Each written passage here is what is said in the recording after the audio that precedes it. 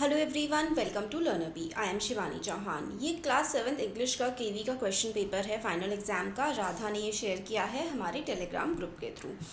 आप भी Telegram group join कर सकते हैं, वहाँ पर क्वेश्चंस पूछ सकते हैं। अभी थोड़ी देर पहले ही मैंने एक वीडियो अपलोड किया था, स्टूडेंट ने क्वेश्चन पूछा था, तो आप भी क्वेश्चन पूछ सकते हैं, उसका सोल्यूशन आपको मिलेगा। बाकी जो फेलो ग्रुप मेट्स हैं वो भी काफ़ी हेल्प करते हैं, तो ज़रूर ज्वाइन करिएगा, बेनिफिशियल होगा आपके लिए काफ़ी। लिंक आप लोगों को डिस्क्रिप्शन बॉक्स में मिल जाएगा।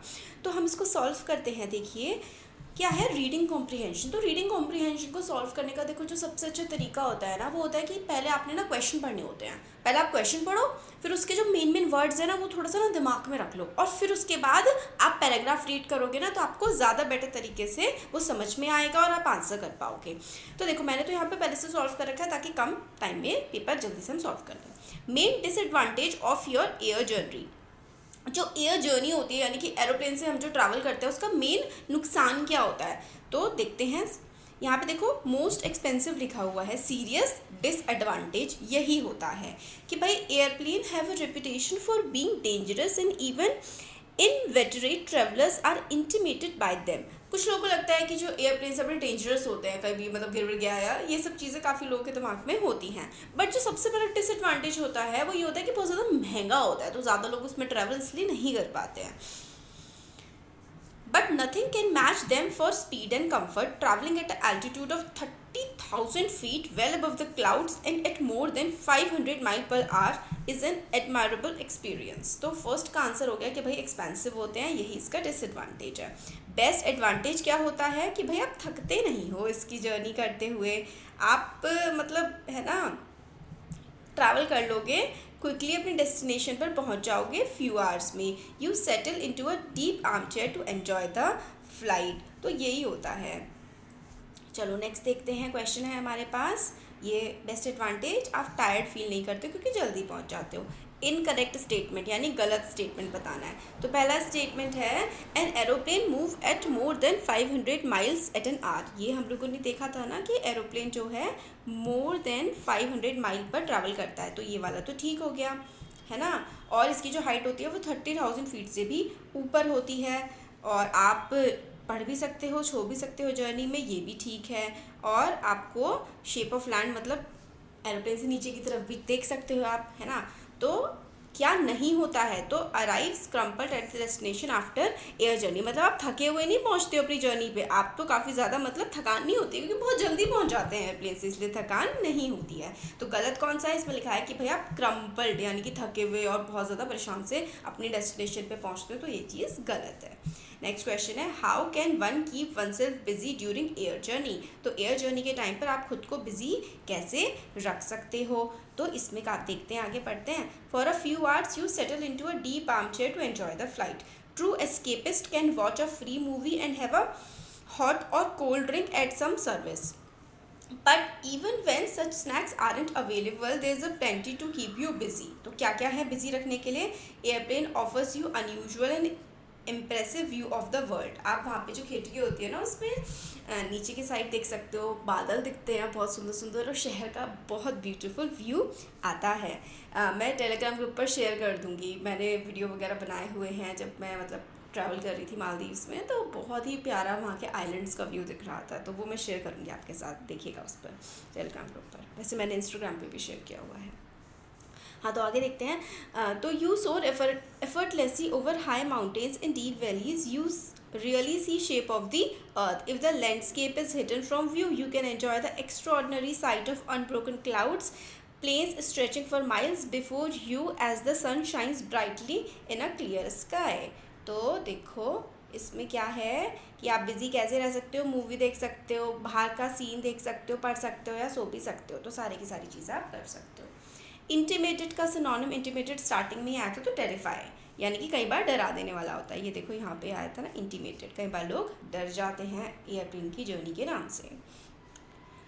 After an airplane journey you do not have to spend time recovering, क्योंकि आप लोग फ्रेश और अनक्रम्पल्ड फील नहीं करते हैं। इसमें आप लोगों को क्या बता रखा है, after you do not have to spend time you feel fresh and uncrumpled, मतलब क्रम्पल्ड फील नहीं करते, थकाव फील नहीं करते, आप फ्रेश फील करते हो, तो ये वाला अपना हो गया।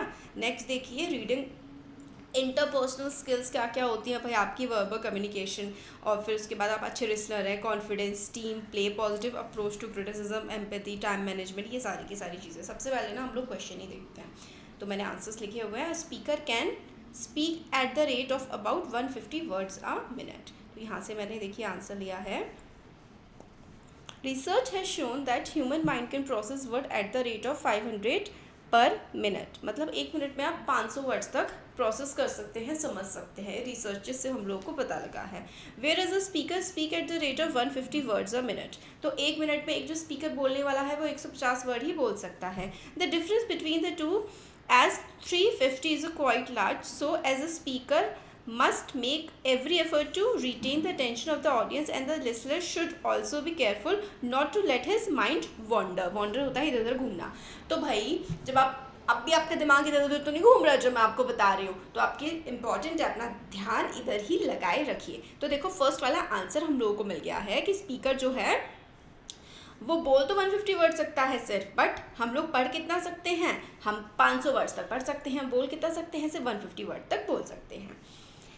Next, every one may not be able to dash while communicating his thought, तो यहाँ पर आंसर इसका मिल जाता है कि हर कोई ना बोलते हुए अपनी थॉट्स को ना कई बार आर्टिकुलेट नहीं कर पाता है। आर्टिकुलेट करने का मतलब होता है क्लियरली, कई बार हम लोग समझा नहीं पाते हैं अपनी जो हम सोच रहे हैं, कई बार होता है ना कि हम लोग बोल नहीं पाते हैं, तो यहाँ से मैंने आंसर लिया हुआ है ये वाला। नेक्स्ट देखिए, monologue has only a single speaker, देखो मोनोलॉग का मोनो का मतलब होता है वन, तो मोनोलॉग का मतलब होता है एक ही पर्सन अगर कोई बोल रहा है तो, बट जब डिस्कशन होता है तो हम लोग 2 या 2 से ज़्यादा लोग जो है वो बातचीत कर रहे होते हैं। तो यहाँ पर देखो फिलहाल मोनोलॉग चल रहा है, मैं बोल रही हूँ, बट आप पार्टिसिपेट कर सकते हैं, आप कमेंट बॉक्स में कमेंट कर सकते हैं, आप वीडियो को लाइक कर सकते हैं, पसंद आती है तो शेयर भी कर सकते हैं, तो इस तरीके से आप इसमें पार्टिसिपेट कर सकते हैं। तो in other words listening has to do with ears as well as with eye and the mind, सुनते हुए आपको दिखना भी होता है, अपना दिमाग भी चलाना होता है, यहाँ पर आप इस चीज़ को एक्सपीरियंस कर सकते हो। It calls for participation and involvement, it is quite often a dialogue rather than a monologue, तो लिसनिंग एक डायलॉग होता है रादर देन अ मोनोलॉग। मैं बोल तो रही हूँ बट आपको भी पार्टिसिपेट करना है अपनी आईज माइंड है ना हर चीज़ के through. It is necessary to make it abundantly clear that one is interesting in knowing what the other person has to say, तो भाई जो मैं कहना चाह रही हूँ क्या वो एक्चुअली में सुनना चाह रहे हो, ये भी जानना काफ़ी ज़्यादा इंपॉर्टेंट है। तो देखो मोनोलॉग एक सिंगल स्पीकर का होता है race, right, but a dialogue there are 2 और मोर पर्सन इन्वॉल्व, बिल्कुल सही है, तो दोनों के दोनों स्टेटमेंट हमारे पास सही निकल करके आते हैं। क्वेश्चन नंबर 4 है, what are the factors causing barrier to listening, listening से क्या क्या बैरियर्स होते हैं। देखो लास्ट में इसका आंसर यहाँ पर हमें मिलता है, बैरियर्स टू लिसनिंग होते हैं वो रिमूव हमें करने चाहिए। तो भाई क्या क्या बैरियर्स होते हैं, such barriers can be both physical and psychological. Physical barriers generally relate to hindrances, hindrance का मतलब होता है मुसीबतें, प्रॉब्लम्स, तो physical barriers generally relate to hindrances to proper hearing, whereas psychological barriers are more fundamental and relate to interpretation, evaluation of the speaker and the message। तो 2 तरीके के हमारे पास लिसनिंग के बैरियर्स हो सकते हैं, एक तो फिजिकल हो सकता है और दूसरा हो सकता है साइकोलॉजिकल। तो फिजिकल हिंड्रेंसेज हो सकती हैं और साइकोलॉजिकल हो सकता है इंटरप्रिटेशन, मतलब हिंड्रेंस हो सकता है कि आपको आवाज़ कम आ रही हो या फिर समझ में नहीं, क्या ये वाला हो गया। साइकोलॉजिकल कि भाई जो मैं कहना चाह रही हूँ कि एक्चुअली आप वही चीज़ इंटरप्रेट कर रहे हो, वही चीज़ समझ पा रहे हो, तो ये 2 बैरियर्स होते हैं। Listening is about hearing and does not require involvement of mind, तो भाई ये देखो गलत है, लिसनिंग सिर्फ सुनना ही नहीं होता है, हमारे माइंड को इन्वॉल्व करना काफ़ी ज़्यादा ज़रूरी होता है।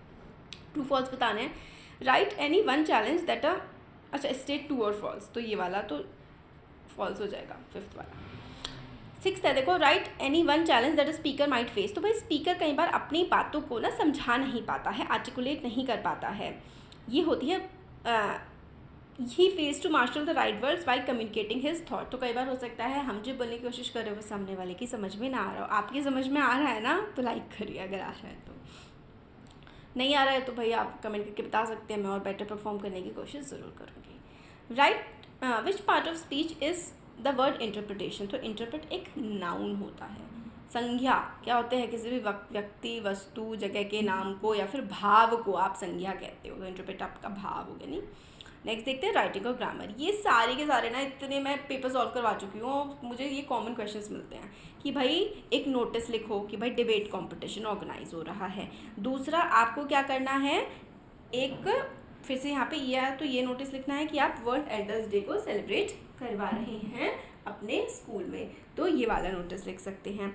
दूसरा हो गया, आपको क्या करना है, अपने फ्रेंड को एक लेटर लिखना है, उसको इनवाइट करते हुए अपनी बर्थडे पार्टी पे। बहुत इंपॉर्टेंट है, बहुत आता है, हिंदी में भी इंग्लिश में भी खूब आता है। नेक्स्ट देखिए, ये पिक्चर बेस्ड स्टोरी बनानी है आप लोगों को। अब जो है कुछ आपका जो ग्रामर वाला पार्ट है वो देखते हैं। राइटिंग वाला हमने देख लिया, अब ग्रामेटिकल वाला पार्ट देख लेते हैं। तो एरर फाइंड आउट करने हैं। Once there was a king that जो है वो नहीं लगेगा ना, ह्यूमन है ना, हु आएगा यहाँ पर। Thought much on him, much of अपने बारे में सोचता था।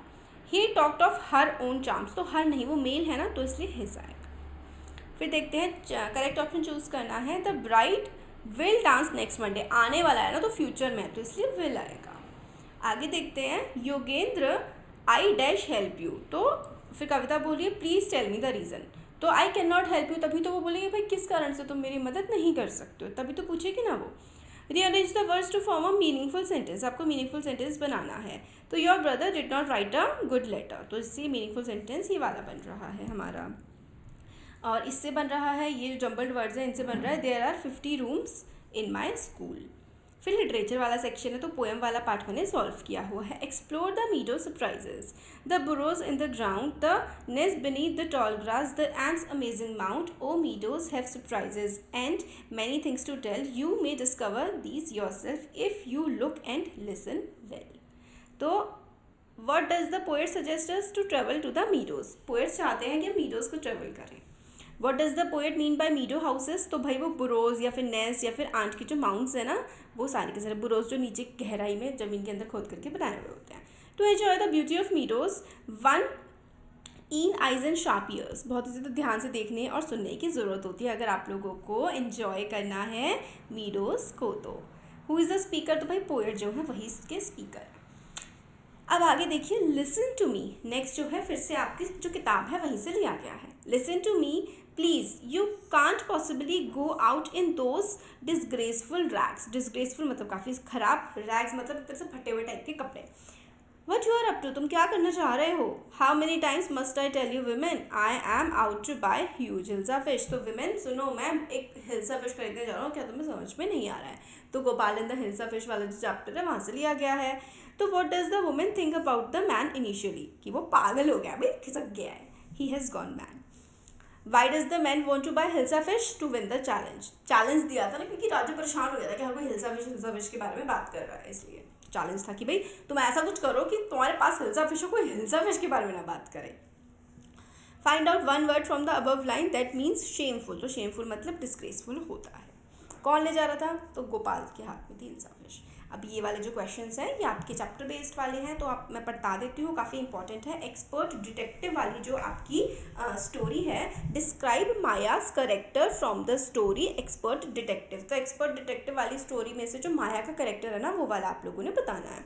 What did dog do to learn the farmer to lead the farmer to the hidden gold, तो जो छुपा हुआ गोल्ड था उसको तक ले जाने के लिए डॉग ने क्या किया था, फार्मर के साथ, जो जापान से रिलेटेड वाली स्टोरी है वो है। What happened when the volunteer swallowed the drink, तो वॉलंटियर ने वीटा वंका वाला जो था ना उससे है ये। What did the poet mother's tell him regarding snake when he run away. What are the games or human activities which use trees in which trees also participate? ये questions काफ़ी important हैं। 3 नंबर के, in what ways is the ant's life peaceful, तो कैसे है एक चींटी की लाइफ काफ़ी ज़्यादा पीसफुल। एलियन हैंड से बताना है what was the true story behind the secret passage, secret passage के तरफ को क्या मतलब ट्रू स्टोरी थी। alas he was mistaken again, what does the narrator wish to convey in the message in the given line from chapter Chandni। How do we know that the author was Timothy's favorite, और बाकी फिर इसके बाद हम लोगों को Willy Wonka वाला जो है उसमें you decide that inventing a drink is not a good idea, what is the other thing that you wish to invent, तो आप क्या इन्वेंट करना चाहोगे। और mister Sharma is a mechanic, he comes across a talking fan one day, write the conversation that takes place between them, तो इन दोनों में से किसी एक पर आपको जो है आंसर लिखना है। तो ये हमने पूरा पेपर देखा, फाइनल एग्जाम में आया हुआ था, आपके लिए काफ़ी ज़्यादा इंपॉर्टेंट ये हो सकता है, तो इसको सॉल्व ज़रूर करिएगा। Thank you so much.